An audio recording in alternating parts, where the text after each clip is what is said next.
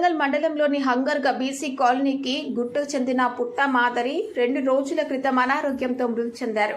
ఆయన కుటుంబ సభ్యులకు మాజీ మండల కోఆప్షన్ మెంబర్ హకీం పరామర్శించి ఆయన భార్య సరూబాయికి 5,000 రూపాయలు ఆర్థిక సహాయం అందజేశారు. కార్యక్రమంలో జల్లాపల్లి ఫారం షేరు మండల ఎంఆర్పీఎస్ ఉపాధ్యక్షులు రాములు, మృతుని కుటుంబ సభ్యులు, గ్రామస్తులు తదితరులు పాల్గొన్నారు. చాలా బాధాకరమైనది. ఈరోజు నేను హంగేర్గా గుట్ట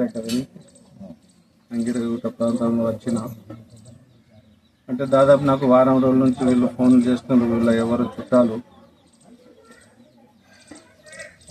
పుట్టి మాధారి అనే వ్యక్తి చాలా అనారోగ్యంతో బాధపడుతున్నాను.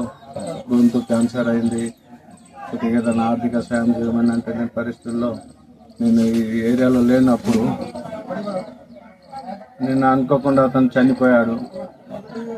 అంత్యక్రియకు కూడా వాళ్ళ దగ్గర డబ్బులు లేవని వాళ్ళు నాకు ఫోన్ చేశారు. అందుకే నేను ఈరోజు వాళ్ళ ఇంటికి సందర్శించి నాకైనంత సాయం ఒక 5,000 వాళ్ళకు సాయం పడుతున్నాను. బహుశా దీంతో అది ఏం కాదు, అయినా నాకు తోచిన కాడికి వాళ్ళకి సహాయపడుతున్నాను. వాళ్ళ భార్య సరూబాయి చేతికి డబ్బులు ఇచ్చాను. ఇక పోయిన మనిషి అయితే తిరిగి రాడు.